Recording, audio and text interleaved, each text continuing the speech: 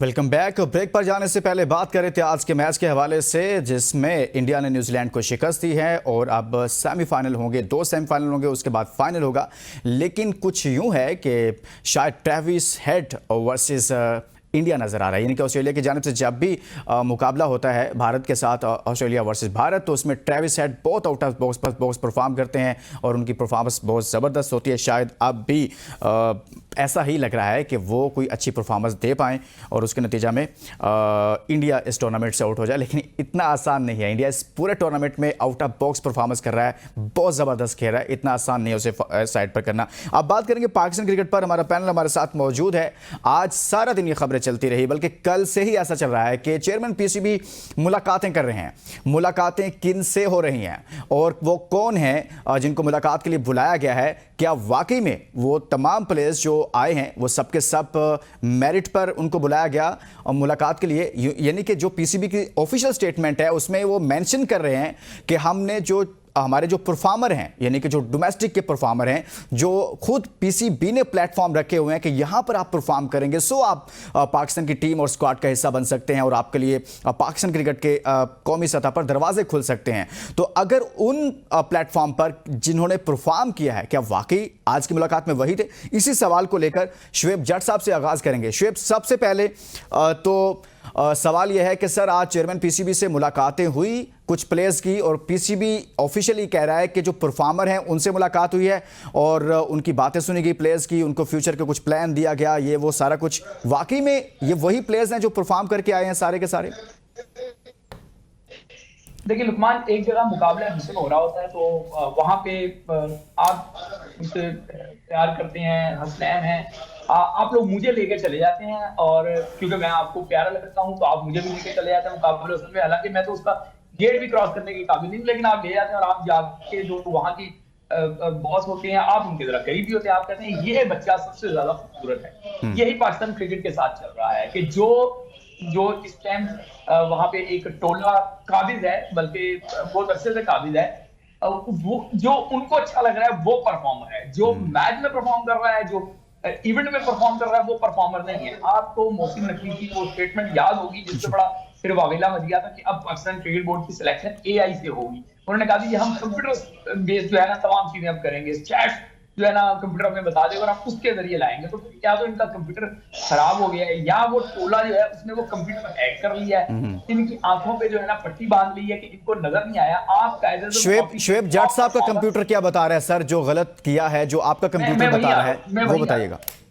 मैं वहीं आ रहा हूँ। कायदे ट्रॉफी के top performer 4 सेंचुरियां, 2 सेंचुरियां, 800 plus run, Awais अजान, वो क्या इसमें नजर आ रही हैं? इसी तरीके से कायदे ट्रॉफी के गालिबन निसार खान नाम है या नियाज खान नाम है, क्या वो आपको नजर आ रहे हैं जो टॉप विकेट टेकर हैं? इसी तरीके से आप अब तो किसी शुएब जट की जरूरत ही नहीं है भाई, आप कंप्यूटर पे नहीं, अगर आपको यकीन है। अच्छा, तो एक अवैस अजान की आप बात कर रहे हैं शुएब?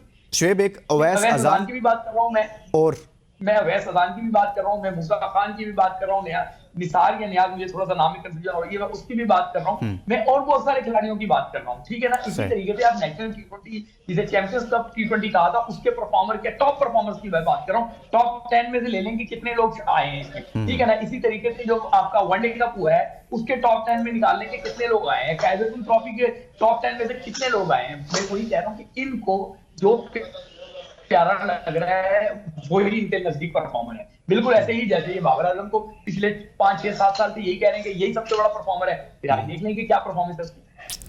हसनैन, चैंपियंस ट्रॉफी में पाकिस्तान का बुरा हाल हुआ, उसके बाद फौरी अब जो चल रहा है वो सबके सामने ही है। आज चेयरमैन पीसीबी ने कुछ मुलाकातें की, कल कोच के हवाले से मुलाकातें हुई, सकलैन मुश्ताक साहब का नाम तकरीबन फाइनल हो चुका है और फिर साथ में आज ये भी हुआ कि प्लेयर्स के साथ मुलाकातें हो रही हैं जो परफॉर्मर हैं। आपको लगता है कि जिनको बुलाया गया है वो बिल्कुल मेरिट पर हैं, डिजर्व करते हैं और यही, यानी कि एक तरह से पीसीबी ने यही किया ना कि ये हमारा फ्यूचर है, उनको कोई गाइडलाइन दी है, उनको थोड़ी सी उम्मीद दी है, तो ठीक हुआ है ये सारा कुछ जो कुछ किया है चेयरमैन मोहसिन नकवी साहब ने? देखिए, पीसीबी अपनी दुनिया में रहता है, उनको जब कोई ठीक लगता है तो उसको बुला लेते हैं, जब कोई गलत लगता है तो उसको भेज देते हैं। अभी 6 महीने पहले उनको मोहम्मद आरिस पाकिस्तान टीम की कप्तानी के लिए उनको तैयार कर रहे थे, जो ही गैरी क्रिस्टन गए तो उनको हटा दिया गया। जिस तरह जट साहब ने नाम लिए, अगर मुझे पता होता कि इन बच्चों के हवाले से आप पूछना चाहते जी हैं जी तो अहमद दानियाल के हवाले से तो मैं वैसे एक सवाल रखे जाता हूँ आपके पास भी और सही। साहब के पास भी कि अहमद दानियाल की डोमेस्टिक में क्या कुछ परफॉर्मेंसेस थी। फिर अब्दुल फसी एक लड़का है, रावलपिंडी रीजन से खेलता है, वो यहाँ पे मुझे कहीं नजर नहीं आता, किसी प्लेन में नजर नहीं आता। वो ओडीआई क्रिकेट में बहुत अच्छा परफॉर्म कर सकता है, वो टेस्ट क्रिकेट में बहुत अच्छा परफॉर्म कर सकता है। आपने सिर्फ T20 के लिए मार दाड़ के लिए लड़के पसंद किए हैं, या फिर आपने उस ओडीआई में भी लड़कों को डालना है जिस ओडीआई का डिबैकल हुआ? अनफॉर्चुनेटली मुझे जो खबरें आ रही है ना, सबसे जो अजीब और गरीब सी खबर है हाँ। वो ये है कि ओडीआई में हम टीम तब्दील नहीं करेंगे, हम T20 में तब्दील करेंगे।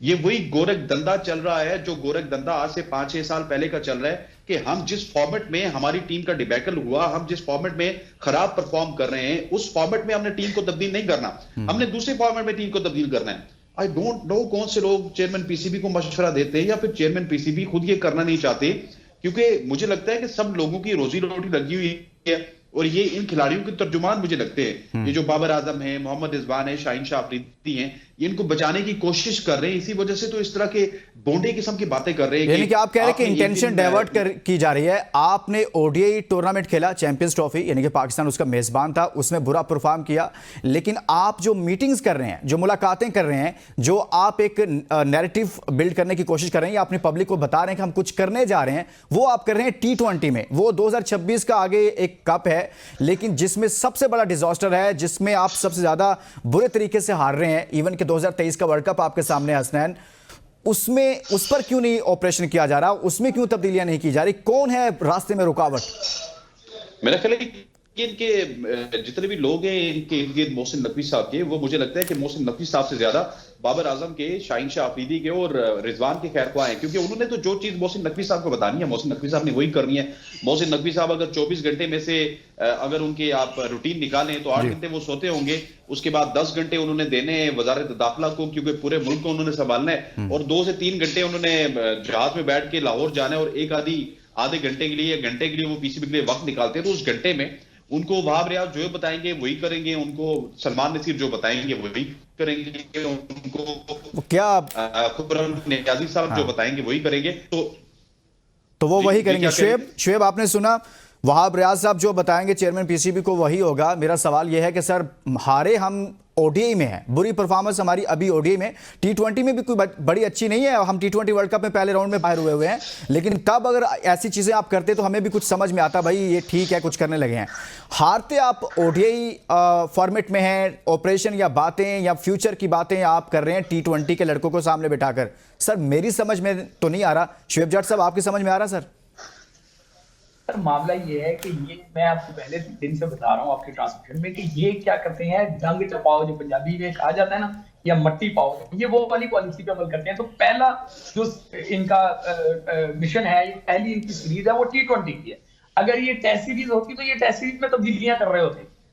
समझ आई बात? इनका यही है, इन्होंने सिर्फ वक्त गुजारना होता है, वक्त गुजार के इन्होंने बेस जो है वहीं पे खड़ी कर दी। और बेस क्या है, मैंने आपको पहले दिन बताया था कि जहां से नकवी साहब को सपोर्ट हासिल है, वहीं से किंग एंड कंपनी को सपोर्ट हासिल है, और किंग एंड कंपनी को बड़ी सपोर्ट हासिल है।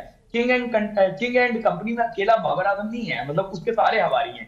तो इसलिए आप वो देखेंगे उनको कोई नहीं हिला सकता, बजाय इसके कि उस किंग एंड कंपनी को कमजोर किया जाता, उसको पाकिस्तान क्रिकेट से उठा के बाहर फेंका जाता कि डोमेस्टिक में जाओ, परफॉर्म करो, दोबारा से रिदम हासिल करो, फिर वापस आओ। उनको मजीद मजबूत करने के लिए बादशाह के वजीर को मुसल्लत करने की कोशिश की जा रही है, और इनकी इन नाअहलियों पे, इनकी इन कोताहियों पे, इनकी इन गंदी तरीन परफॉर्मेंसेस पे पर्दा डालने के लिए जो कुदरत का निजाम का नारा लगाने वाले हाजी साहब थे, उनको आप दोबारा लेकर आ रहे हैं। तो आपको समझ नहीं आ रही कि ये किंग एंड कंपनी को मजीद मजबूत करने जा रहे हैं, कि कमजोर करने नहीं जा रहे।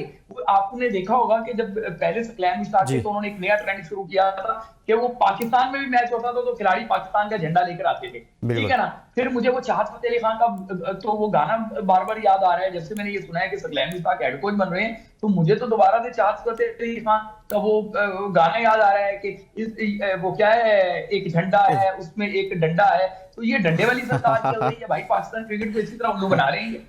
उल्लू बना रहे हैं भाई पाकिस्तान क्रिकेट को और पाकिस्तान क्रिकेट फैंस के साथ उनके जो जज्बात है पाकिस्तान क्रिकेट के साथ खेला जा रहा है। एक ब्रेक लेंगे, ब्रेक के बाद जब वापस आएंगे तो मजीद बात करेंगे सकलैन मुश्ताक, शादाब खान, सलमान अली आगा, मोहम्मद हारिस, कौन कैप्टन, कौन कोच और क्यों नहीं किसी और को बनाया जा रहा। इस ब्रेक के बाद